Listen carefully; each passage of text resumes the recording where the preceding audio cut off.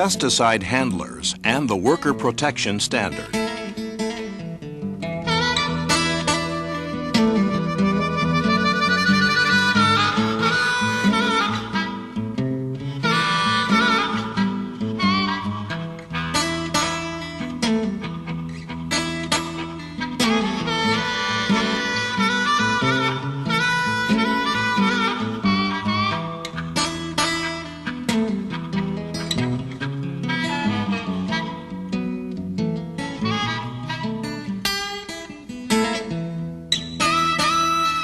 Pesticides are chemicals that control pests. Farmers use them to protect their crops. The four most common types of pesticides are insecticides to control insects, herbicides to control weeds, fungicides to control plant diseases, and pesticides to control other pests like rodents and birds. Pesticides are a very important part of farm production and forest management. They can vary in the way they control a pest. Although most pesticides kill pests, some inhibit growth. Others affect the way pests reproduce, and some are used as barriers for pests. Pesticides can be dangerous. You and your employer have responsibilities. While pesticides are meant to help grow crops, they can be dangerous too. Pesticides can hurt people, pets, other animals, and the environment if they aren't handled carefully according to directions on the label.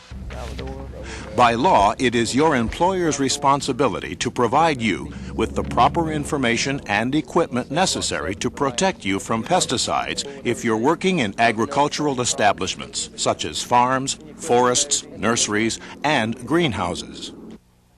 This law is called the Worker Protection Standard and was issued by the United States Environmental Protection Agency, also known as the EPA. But your employer can only do so much. It's up to you to learn as much as you can about pesticides and how to protect yourself and others. The Worker Protection Standard requires that you, along with other pesticide handlers, receive training in the safe use of pesticides. You are a pesticide handler if you apply pesticides or assist with applications, clean, repair, or maintain pesticide application equipment that may contain leftover pesticide, such as boom sprayers, backpack sprayers, or hoppers, mix, load, or transfer pesticides into application equipment, dispose of pesticides or materials with pesticides on them, such as containers, act as a flagger for aerial application, perform tasks as a crop advisor or scout during a pesticide application or a restricted entry interval, also known as an REI. During any of these activities, you could be contaminated with a pesticide and become injured or sick. So it's important that you receive training in how to minimize the health risks from pesticide exposure, recognize signs and symptoms of pesticide exposure and heat-related illnesses, respond to first aid and spill cleanup emergencies involving pesticides, wear, use, and maintain personal protective equipment like gloves and respirators, read and understand information on a pesticide label, transport, mix, load, apply, store, and dispose of pesticides safely, and operate mixing, loading, application, and pesticide transfer equipment safely. Protecting yourself from pesticides. Keeping pesticides from getting in or on your body is the best way to protect yourself from exposure. When handling pesticides, watch out for spills and splashes. Avoid sprays and dusts from pesticide applications. Also avoid residues, which are pesticides that remain on the plants, soil, water, equipment, clothing, or in the air after an application. Residues can also be in irrigation water. Pesticides can poison or injure you if you swallow or breathe them, get them into your eyes, or on your skin. As a pesticide handler, You are most likely to be poisoned or injured when pesticides spill or splash onto your skin. Pesticides can enter the body even more easily through cuts and wounds. When handling pesticides or working in areas where pesticides have been applied, make sure you leave the area and wash your hands with soap and water every time you take a break. If you don't wash, you may wipe pesticides from your hands or face into your mouth or eyes. It's especially important that you wash your hands and face each time before you eat, drink, chew gum, use tobacco, or put on makeup. It's also important to remember to wash your hands before using the toilet. Pesticides can be transferred from your hands to the skin on your genital region. Tobacco, food, and water can absorb pesticides. So if you bring these items to work, do not carry them with you while you work. Leave them somewhere where pesticides won't contaminate them. Signs and symptoms of pesticide poisoning.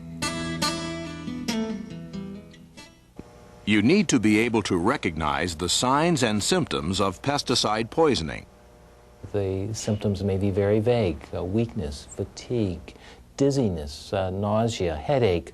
All are some of the initial symptoms seen with pesticide poisoning. When the symptoms and poisoning gets more serious, there can be other findings. Pinpoint pupils, that is the small black spot in the eye, can get very small. This is something that another individual might notice in you. Stomach problems, cramps, diarrhea can develop. Shortness of breath, chest tightness, difficulty breathing are also some of the signs of a rather severe pesticide poisoning. Profuse sweating is another important symptom of pesticide poisoning. Because these materials, the pesticides, can be absorbed into the body through the skin and the lungs, it's important to avoid those kinds of exposures. Pesticides or fumigants are irritants. They can cause burning in the eyes, the skin. They can cause dermatitis, skin rash, and also can cause long-term lung problems as well. But at least as important is the fact that pesticides can reside in other organs after getting into the body, can cause organ failure in these systems, and in some organs can cause cancer. When you feel ill from pesticides, you need to leave an area, get out of there. If you even feel symptoms similar to some of these, it's time to get out of the area and get medical advice, medical help. If possible, call your boss or a coworker for help. Then read and follow the first aid procedures listed on the pesticide label to control the harmful effects of the pesticide. Have your boss or coworker drive you to an emergency medical center. Health effects and emergency first aid.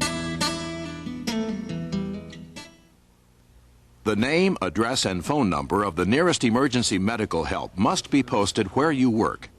Be sure you know where this information is so that you can get help quickly in an emergency. If you look at a pesticide label, you'll see it has an emergency first aid section called the Statement of Practical Treatment. It's important that you read or have someone explain this section before you handle the pesticide, because you should know the emergency first aid procedures before you need to use them. If you do the wrong thing in an emergency, it could make you even sicker. It's a law that your employer must provide soap, a clean change of clothing, towels, and enough water to wash the pesticides off your body near the area where you are working. Do not use water from irrigation ditches and canals. Sometimes they have pesticides in them. If pesticides do get on your clothes and skin, take your clothes off right away and wash your skin with lots of soap and water. The faster you act, the less likely you are to get sick or injured. If pesticides get in your eyes, rinse them right away with an eye flush kit or allow a gentle stream of water to flow across them. Hold your eyelids open, rinsing your eyes for at least 15 minutes. If you breathe in a pesticide, get to fresh air immediately. Call for help, then sit down and try to breathe normally. Don't walk around if you're having difficulty breathing. If you must rescue someone who has inhaled pesticides and may be unconscious, make sure that you do not expose yourself to the pesticides also. Wear the appropriate respiratory protection and move the victim to fresh air. If that person is wearing a respirator, remove it. Loosen the victim's clothing and give mouth-to-mouth resuscitation if the person is not breathing and you have been trained in this procedure. To avoid getting pesticide residue on your mouth, place a clean cloth over the victim's mouth. If you swallow some pesticide, it is extremely important that you follow the first aid directions on the pesticide label. Read the label carefully. It will tell you whether or not to make yourself vomit. There are some pesticide labels that will tell you not to induce vomiting. These pesticides are corrosive and will cause further injury if you try to vomit. If the label tells you to induce vomiting, the best way is to put your finger to the back of your throat. If you're helping someone who has swallowed pesticides, never induce vomiting or give anything by mouth if the person is unconscious or having convulsions. Get your boss or a coworker to take you to a doctor if you swallow pesticide or get it in your eyes, if you spill any concentrate or a lot of diluted pesticide on your skin, if you have difficulty breathing, if your skin shows signs of burning, rash, redness, tingling, or blistering, or if you feel sick and think you may have been poisoned by a pesticide. If possible, have someone call ahead to tell the doctor the name of the pesticide, its EPA registration number, and how you were exposed. If at all possible, take the pesticide label with you to help the doctor determine treatment. If you must take the pesticide container, don't carry it in the passenger compartment of the car. Some people are allergic to certain pesticides. These people may get a severe skin rash when the pesticide touches their skin. They may also sneeze and have a runny nose or itchy eyes when they are near the pesticide. If a pesticide affects you this way, try wearing some extra protection like goggles and a respirator. If these symptoms continue, you may need to stay away from that particular pesticide. An allergic reaction may not occur on your first or second exposure. However, your body may become sensitized to that pesticide. And if you are exposed to it again, you may have an allergic reaction. There are some harmful effects you may get from pesticides that won't show up for a long time. Studies on animals show that some pesticides may cause cancer or permanently harm body systems. Some pesticides may cause pregnant women to miscarry or have children with birth defects. Scientists don't know the long-term effects pesticides may cause, so don't take any chances. When you handle pesticides or work in areas where pesticides have been applied, do everything you can to keep them from getting on or in your body.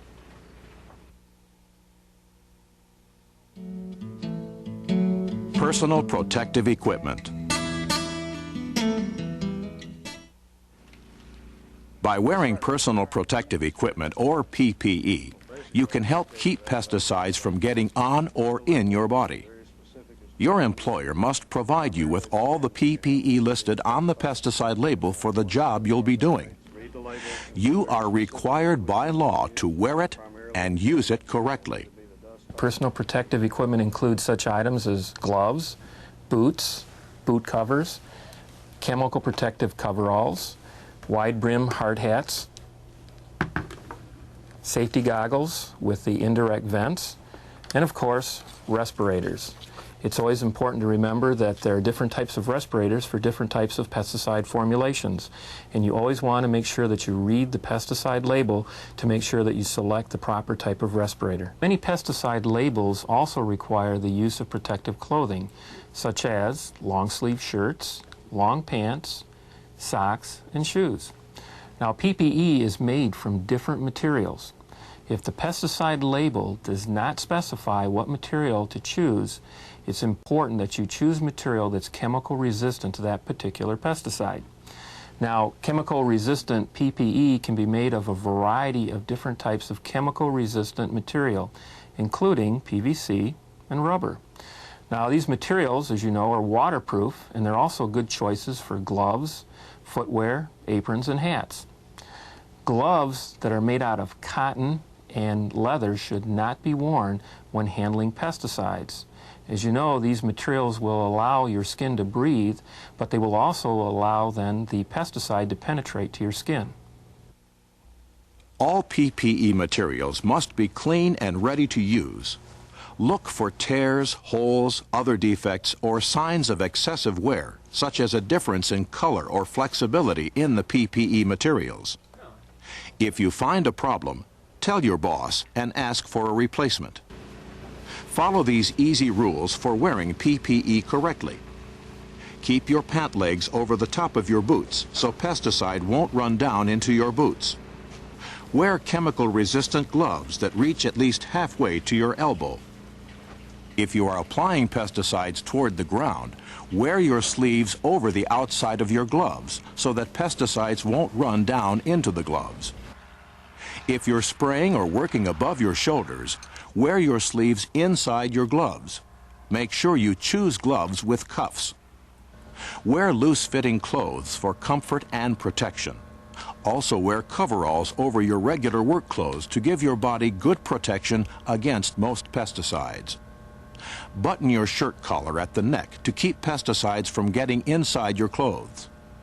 Use a chemical-resistant apron to keep splashes and spills from soaking your coveralls while you are mixing and loading pesticides or cleaning equipment.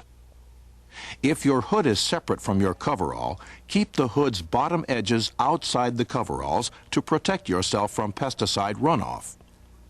When you're working, pay attention to your personal protective equipment. If any of your PPE gets a hole in it, stop work right away and replace it. If the pesticides get through the damaged equipment to your skin, wash immediately, then put on clean PPE.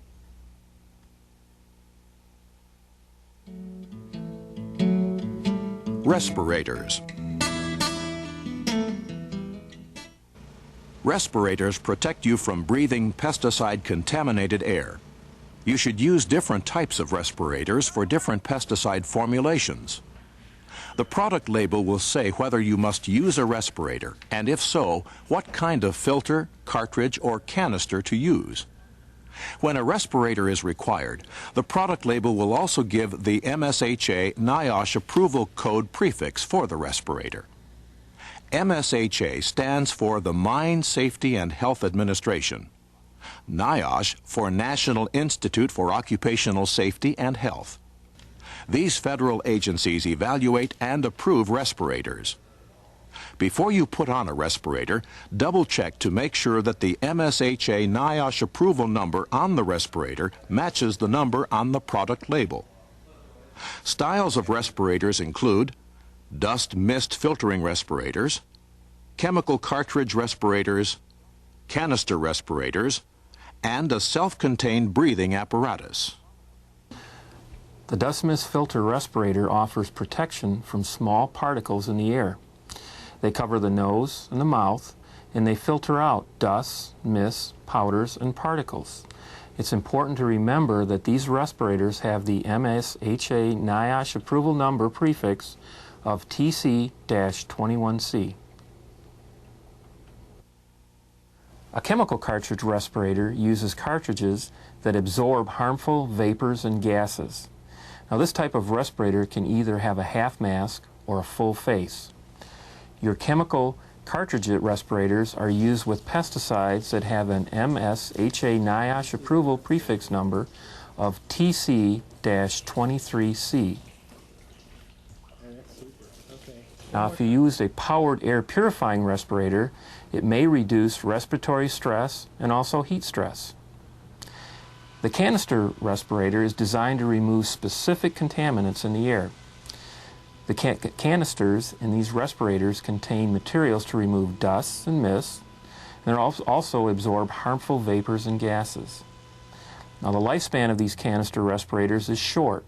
Usually it's only 12 minutes to sometimes 60 minutes, depending on their size. Canister respirators are used with pesticides that have the MSHA NIOSH approval number prefix of TC-23 standard.wmv-14G. Now, many cartridges and canister respirators cannot be used in fumigation. It's also important to note that filter, canister, or cartridge respirators should not be used in low oxygen environments.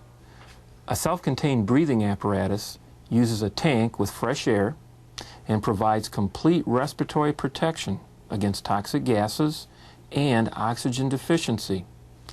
A self-contained breathing apparatus is used with pesticides that have an MSHA NIOSH approval number prefix of TC-13F.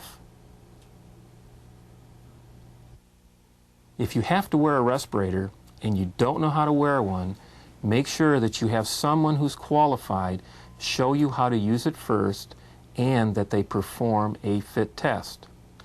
Most respirators must fit tightly around your face in order for them to work correctly. Every time you put your respirator on, make sure that you do a fit check. This can be done by placing your hand over the exhalation valve and exhaling slowly. If no air leaks out around the seams, then you have a good fit.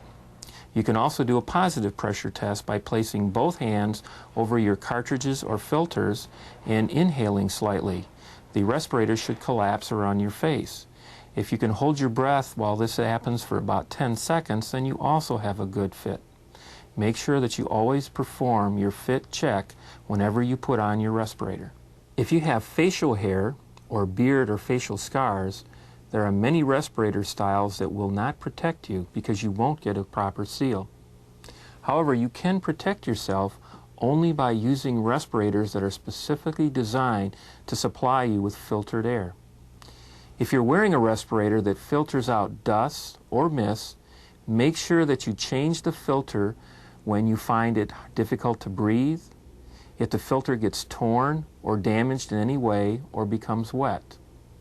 If you're wearing a respirator that removes vapors and gases, change the cartridge or canister immediately if you smell pesticide as you put on the respirator, if you taste or smell the pesticide, or if you feel the pesticide burning or stinging your nose or throat. Follow the manufacturer's instructions on when to replace filters, cartridges, and canisters, even if you don't notice a problem. If there are no instructions, then replace filters, cartridges, and canisters at the end of each workday, that is 8 hours. Your employer should help you determine how often these parts need to be changed and provide replacement parts for you. If you have heart or respiratory disease, you may be unable to wear a respirator.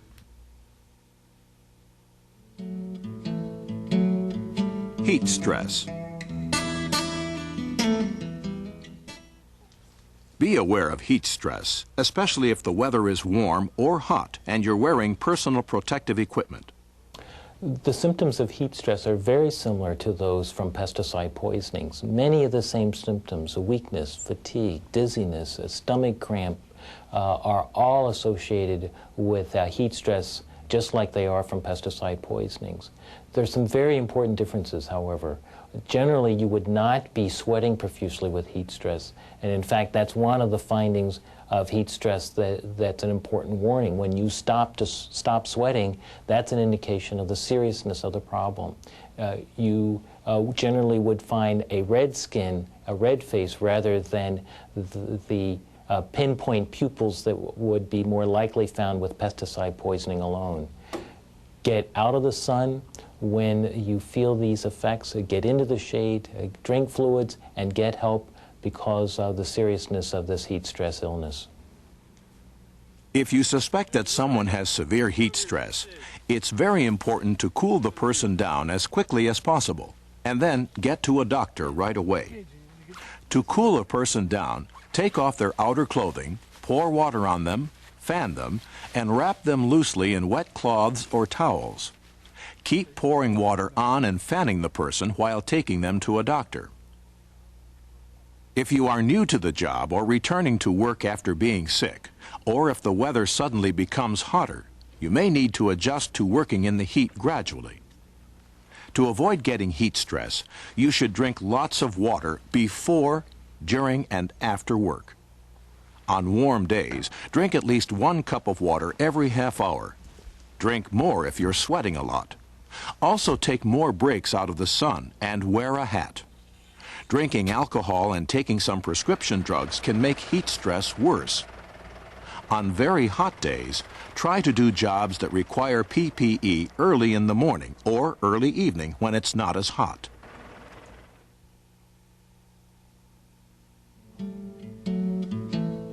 How to read pesticide labels.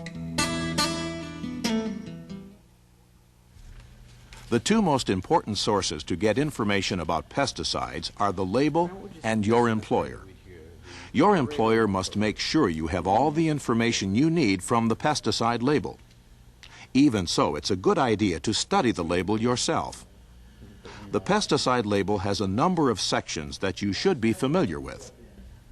Look for the brand name on the front of the label. The name is usually in large, bold print. Directly below the brand name is the list of chemicals or active ingredients, the percentage of each active ingredient, and the inert ingredients. Active ingredients are the ones that kill or control the pest. Pesticides with very similar brand names may contain different active ingredients or different percentages of active ingredients. It's important to read the label of a new product thoroughly, even if the brand name is familiar to you. The type of pesticide, insecticide, herbicide, fungicide, or other kind of control agent is often on the front of the label. The EPA registration number is usually on the front too. These signal words, caution, warning, or danger, tell you how poisonous the pesticide is. The signal word is in large type on every pesticide label. Look for it before you start. Caution is used for pesticides that are the least poisonous, but these kinds of pesticides can still harm you if you're not careful. Warning means the pesticide is more poisonous or irritating than those with a caution label. It won't take much of these pesticides to make you sick or irritate your skin or eyes. Danger means that the pesticide is very poisonous or irritating. Even a small amount, less than a teaspoon, can kill you if swallowed or allowed on your skin. The products with danger on the label may severely burn your skin and eyes. Some labels have a skull and crossbones and the word poison printed in red ink along with the signal word danger. These pesticides are highly poisonous. They can make you very sick or even kill you if they aren't handled correctly. When handling these pesticides, your employer must have someone check on you every 2 hours to make sure you're all right. Also on the label is the Statement of Practical Treatment. This is the first aid section. It tells you what you should do if you swallow, inhale, or get the pesticide in your eyes or on your skin. On some labels, the section Note to Physician gives information on symptoms and treatment of poisoning. If you or someone you know needs medical treatment, it's important to bring a clean copy of the pesticide label with you so the doctor can treat you properly. The section on the label called Precautionary Statements will tell you which parts of your body need special protection. Some labels will tell you that the pesticide will burn your eyes or skin if it gets on them. Other labels will tell you not to breathe the pesticide. Also in this section, it tells you what kind of personal protective equipment to wear when you handle the pesticide. In the Environmental Hazards section of the label, you can find out whether you must take extra care to protect bees and wildlife or to keep the pesticide out of groundwater and surface water, such as streams and lakes. The Directions for Use section lists information on mixing, loading, and application. Storage and disposal information is often in its own section. The agricultural use requirements listed in this section state that this pesticide must be used only in accordance with its labeling and with the Worker Protection Standard. All agricultural pesticides have a restricted entry interval, or an REI. The REI is the time immediately after a pesticide application when entry into the treated area is limited. This interval can be from 12 hours to several days. The REI is listed on the pesticide label under agricultural use or next to the crop or application method. Although there are few exceptions, early entry workers and pesticide handlers are usually the only people who, properly trained and wearing the appropriate PPE, are allowed to enter the treated area during an REI. If you need to get more information about the pesticide, the label includes the manufacturer's name, address, and emergency number to call in case of spills and exposure accidents.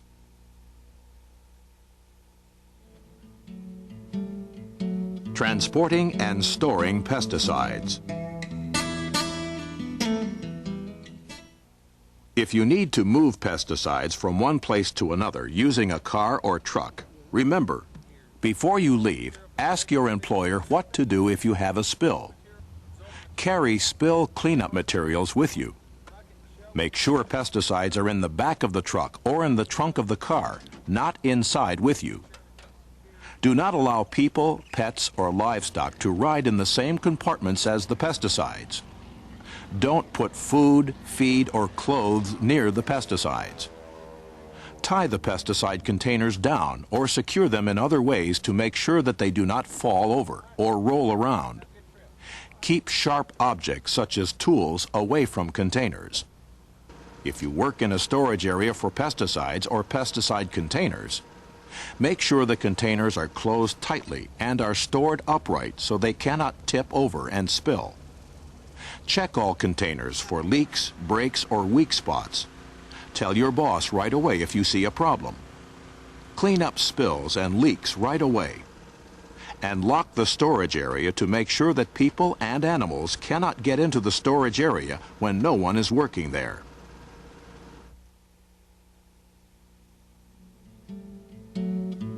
Mixing and loading pesticides.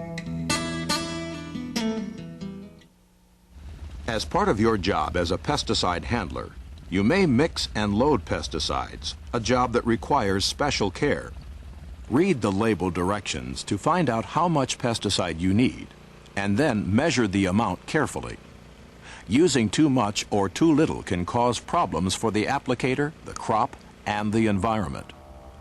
Use the label information to determine how much pesticide you'll need based on the size of the area that you will be treating and the size and kind of application equipment you'll be using. Pesticides that have not yet been mixed are often in a much stronger or concentrated form, and this can be especially dangerous for you. When mixing and loading, carefully follow the label directions and these safety practices. Wear extra protection like a chemical-resistant apron over your other PPE. You'll probably need to wear protective eyewear too. If you are opening a bag, place it on a firm, flat surface. Open it carefully using a sharp knife or scissors. Label the knife or scissors for pesticide use only. If you rip the bag open, dust can fly out and get on your skin and into your eyes, mouth, and lungs. The pesticide may not pour as evenly if it is poured through a tear. Pour carefully to avoid splashes and spills. Make sure your face and eyes are well above the container while you're pouring. Get some help if the container is too big or heavy for you to lift and pour easily. When you add water to the mix or spray tank, don't let the pesticide mix run back up through the hose and into the water source. Keep the hose above the level of the liquid in the tank, or use special equipment like a check valve to prevent backflow. Never mix, load, or clean application equipment near ponds, streams, wells, or ditches. Rinse water containing pesticide could overflow and run off into these water sources.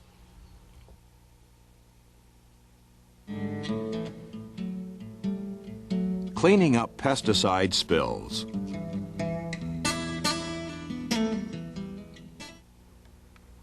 Pesticide spills can be harmful to yourself, other people, animals, and the environment.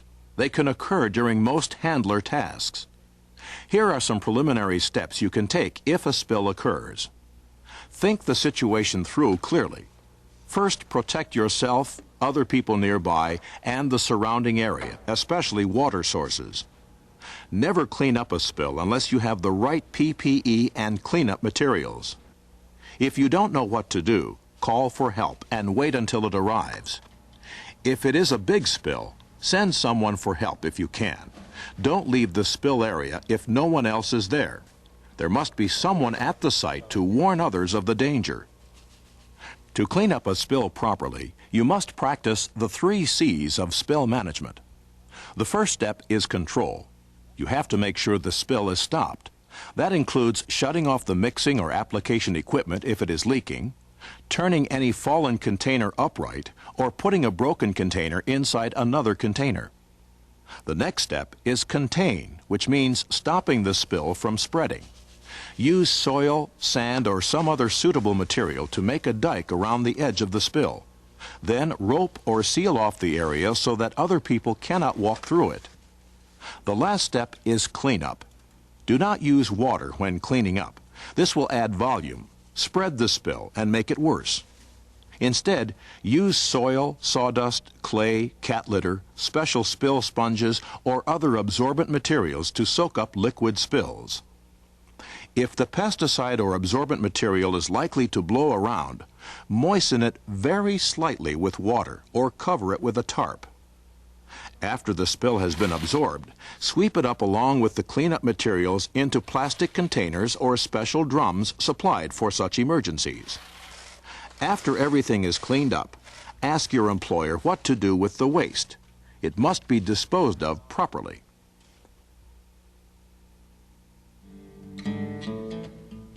Cleaning and disposing of pesticides and pesticide containers. Always check the pesticide label for directions about disposal of pesticide containers. If the label directs you to triple rinse or pressure rinse, do so as soon as the container is empty. Follow these steps when rinsing a container. If you add water to the pesticide mixing tank, use clean water to rinse the empty container as soon as you have finished mixing. Fill the empty container 1/4 full of clean water. Put the cap on or close the opening tightly. Carefully shake or roll the container so that the water rinses the inside completely. Pour the rinse water from the container into the mixing tank, allowing it to drain for 30 seconds. Repeat this rinsing procedure 2 more times. You can also pressure rinse a pesticide container using a pressure rinse nozzle. Follow these steps. Insert the nozzle into the side of the container. Turn the nozzle in all directions and rinse the inside of the container for at least half a minute. Be sure hollow handles are rinsed. Drain the container into the mixed tank while rinsing. If a container cannot be rinsed, empty it into the mixing tank as well as you can, then close it tightly. Empty containers should be locked away until they can be disposed of properly. Even well-rinsed containers may still contain small amounts of pesticides. You should never leave empty containers lying around the work site or anywhere else. And don't use them for any other purpose. Most importantly, do not take these containers home under any circumstance. Your employer will tell you what to do with empty pesticide containers and leftover pesticides. Lock them in a storage area until they can be disposed of properly.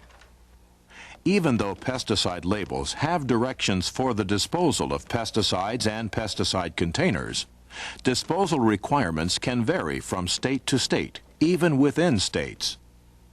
Some pesticide containers can be returned to the dealer after they have been properly cleaned. Your employer should check with local pesticide enforcement authorities and tell you what to do.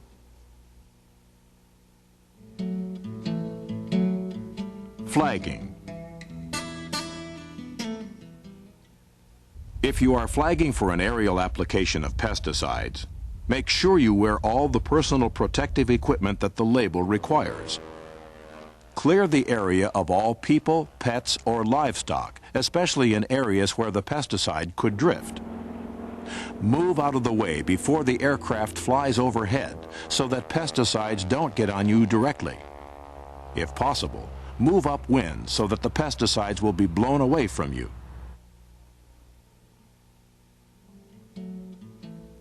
Applying pesticides. Your job may sometimes require you to apply pesticides. When you do, make sure you follow the application instructions on the pesticide label. Be sure you protect yourself, others, and the environment. Before you start, put on all the personal protective equipment listed on the pesticide label. Then carefully check out the application equipment. Make sure there are no leaks. If you need to fix the application equipment, turn it off first to keep pesticide from getting on you. When you're ready to start, check the area where you'll be working. Make sure there are no people, pets, or livestock in or near the area. Never apply pesticides so that they can get on people directly or through drifting. If you are applying pesticides outdoors, check the weather conditions before you start. Don't apply pesticides when there is a wind that could carry the pesticide out of the target area. Even a light wind can blow pesticides off target. Don't apply pesticides when rain is expected if the pesticide is one that could be washed off the treated surface. Check to see if there are ponds, streams, or wells in or near the area to be treated. Make sure pesticides are kept out of surface water. Never apply a pesticide so that it can drift or run into wells or water supplies. Check the environmental hazard statement on the pesticide label. Take special care to avoid harming bees and other wildlife that may be in or near the area you plan to treat. It's important that you stay alert while you're applying any pesticide. Look at the area you have just treated to be sure you're applying the pesticide evenly. Watch for clogged nozzles or hoppers. Do not use your mouth to blow out nozzles or hose lines. If you need to clean a nozzle, use a non-metal nozzle cleaning tool. Using a sharp metal instrument can ruin the nozzle.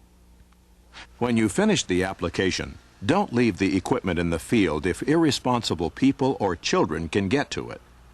Don't let the equipment sit for a long time with pesticides in or on it. Clean and put the equipment away as soon as you're done. The Worker Protection Standard requires agricultural establishment owners to notify agricultural workers about pesticide applications. You, as a handler, may be assisting the owner with this notification. The notification may be oral notification or require field posting.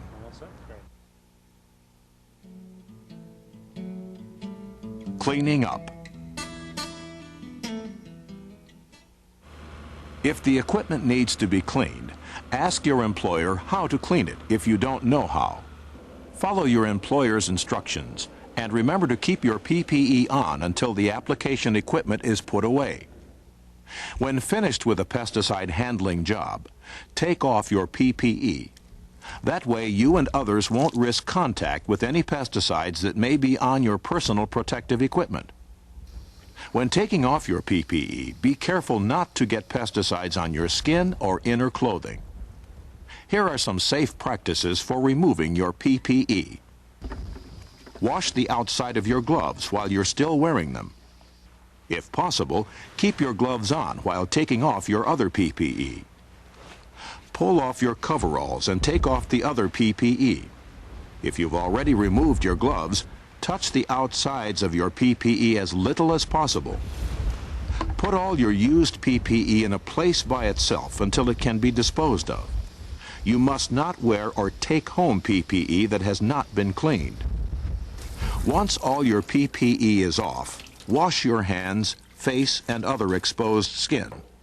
Use lots of soap and water when washing. If your employer asks you to clean PPE while at work, be sure you know how to do it safely.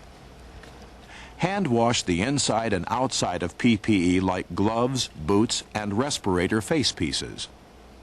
Use a mild soap or detergent and very warm water to wash most PPE. If some types of equipment cannot be cleaned, they should be thrown away if they no longer protect you. This includes respirator filters, cartridges, canisters, and some types of coveralls, gloves, shoe coverings, and aprons. Your employer should tell you when to throw them out. Throw away coveralls and other work clothes that are soaked with pesticides. Even a thorough washing won't remove all the pesticides. Even if you wear coveralls over regular work clothes, your work clothes may still pick up small amounts of pesticide. If you have been working with highly toxic pesticides or believe there may be pesticide residues on your work clothes, you should shower thoroughly and put on clean clothes at the end of your workday. Put contaminated work clothes into a separate container until they can be washed.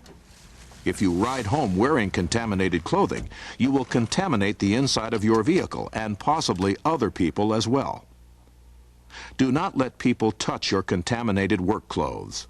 The pesticides can rub off onto anyone who touches the clothes, so be especially careful to keep them out of reach of children and pets. When washing contaminated work clothes, follow these washing procedures.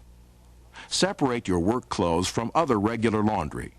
Wash the work clothes in a separate load in the washer. Wash only a few items at a time to allow plenty of agitation and water for dilution. Use the highest water level setting. Use a heavy-duty detergent and hot water for the wash cycle. Use 2 rinse cycles and use warm water if possible. Use 2 complete machine washer cycles to wash items that are moderately to heavily contaminated. If possible, hang your work clothes outside on a clothesline to dry for at least 24 hours in an area away from pesticides. Sunlight will help break down the pesticides that may remain in the clothing. Before doing the family laundry, run the washer without the clothes through at least 1 additional cycle using hot water and detergent to clean the machine. By using the clothes dryer, you may contaminate other clothes over a long period of time. If you must use a dryer, use the hottest setting to help break down the residues.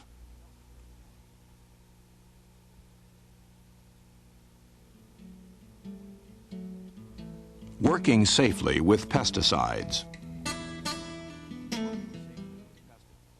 Working safely with pesticides is important. Your safety and the safety of people, animals, and the environment around you depends on how careful you are. Don't be afraid to ask your employer for the personal protective equipment as mentioned on the pesticide label. Remember, you have a right to information about pesticides that you handle from pesticide labels, safety data sheets, or other fact sheets.